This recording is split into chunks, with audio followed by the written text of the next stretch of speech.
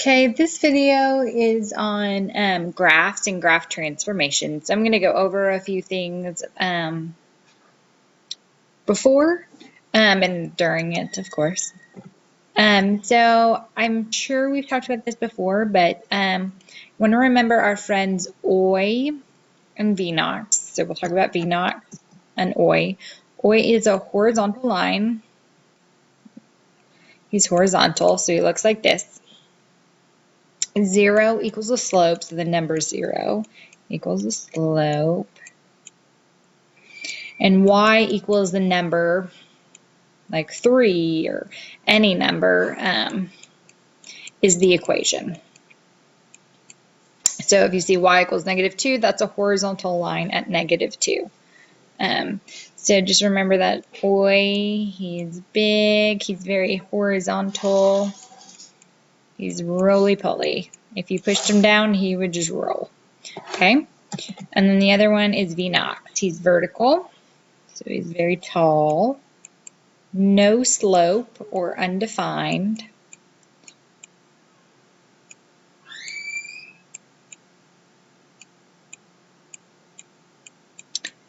And then x equals a number is the equation. So like x equals 3, x equals -10, x equals some sort of number is his equation. So if it was x equals 3, you'd have a vertical line at +3. Okay, so memorize those. Something I want you to write down as soon as you get into your EOI test. Write down OI and VNOX. Okay, we're going to come back to this, but I want you to know that this is the parent graph, y equals x. Okay, parent graph just means it's the most basic graph. And the slope would be 1/1. So we're just going up 1 box over 1, up 1 box over 1. And we have no b here or y-intercept, so we just start at 0 or the origin. So this is the parent graph, y equals x, and we're going to talk about how we use that.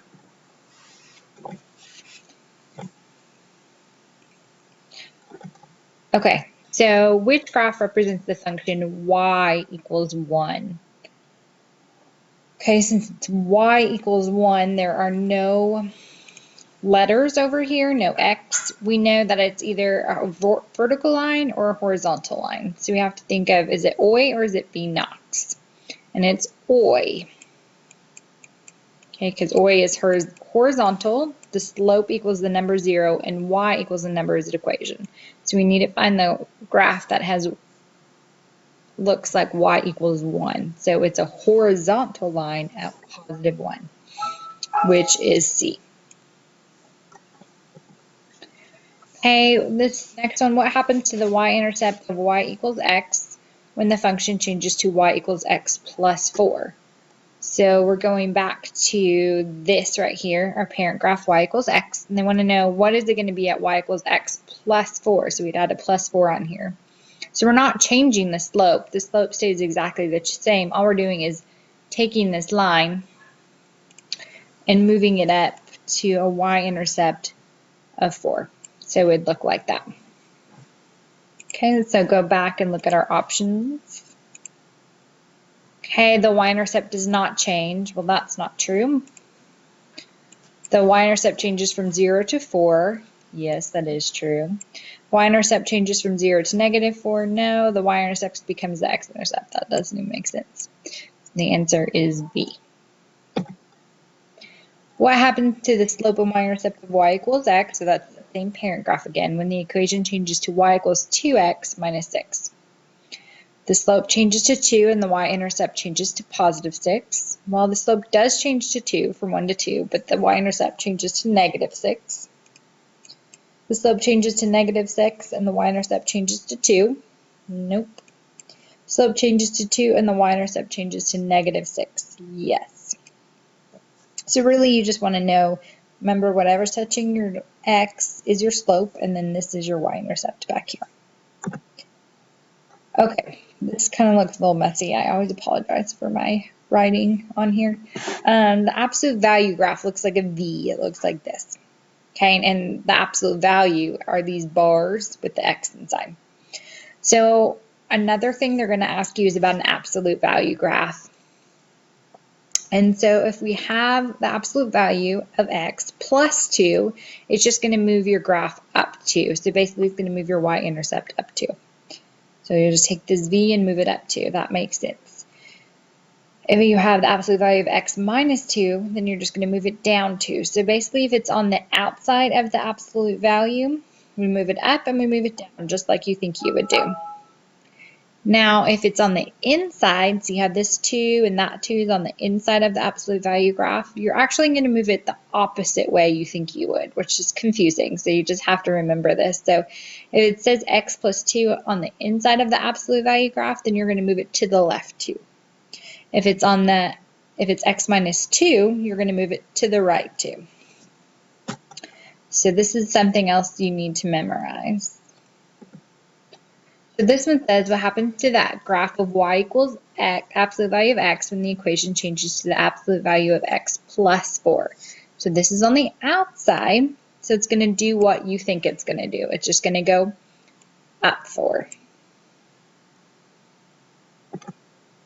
Okay, what happens to the graph of y equals absolute value of x when the equation changes to y equals the absolute value of x minus 2? Okay, this is on the inside. So we're going to do the opposite of what you think you would do. Instead of going left 2 because you're thinking negative, you're actually going to go right 2 units. What happens to the graph y equals the absolute value of x when it's changed to y equals the absolute value of x minus 2? So since it's on the outside, we're going to do what you think you would do, and you would go down 2 units. Okay. The graph of the equation is shown. What is the equation? So this is an absolute value graph. Now, one thing we didn't talk about was, let me draw what a normal absolute value of x graph would look like. So this would be the parent graph. Okay, since this is flipped over, then it has to be a negative in front. So we didn't talk about that, but if you see it flipped over like that, that means there was a negative, so we can get rid of f and g. Okay, so then we have plus 2, so it would have gone up 2 units. And this one has plus 2 on the inside, which remember, that means it would go left 2 units. So the answer is going to be H. It's flipped over, and then it went up 2 units. What happens to the graph of y equals x when the function changes to y equals 4x? The slope changes from 0 to 4. The slope changes from 1 to 4. The y-intercept changes from 0 to 4, or the y-intercept changes from 1 to 4. Well, the slope here is 1. Remember, this has an imaginary 1 over 1, so it can't be that. It does change from 1 to 4. Remember, whatever's touching the x is your slope. There is no y-intercept, so those can't be right. Okay, what happens to the y-intercept of the graph y equals x when the equation is changed to y equals x plus 4? The y-intercept does not change. The y-intercept changes from 0 to 4. The y-intercept changes from 0 to negative 4. The y-intercept becomes equal to the x-intercept. Okay, our y-intercept here is 0, and then it changed to positive 4. So our answer is G. Which of these represents what happens to the graph of y equals x when the slope is tripled? So tripled just means multiplied by 3. So instead of having the graph y equals x, we would have y equals 3x.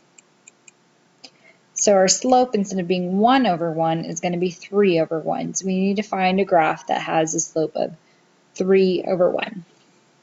So if we start here, good, the y-intercept is still 0 because we didn't change anything but the slope.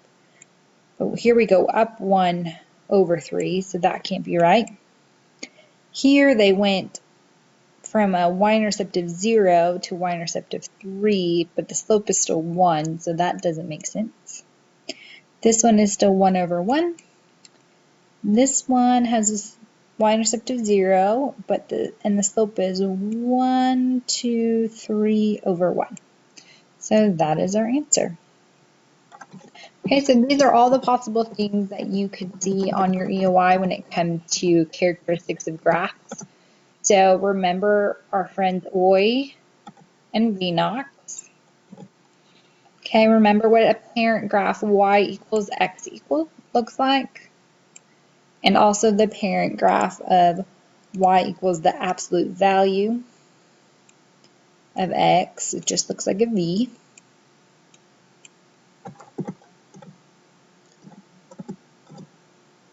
Also remember the rules for absolute value graphs. If it's on the outside, we're moving it up or down. If it's on the inside, you're going to move it the opposite way you thought you would move it. And if it's negative, you're going to flip over your V. I think that's it. Let me know if you have any questions.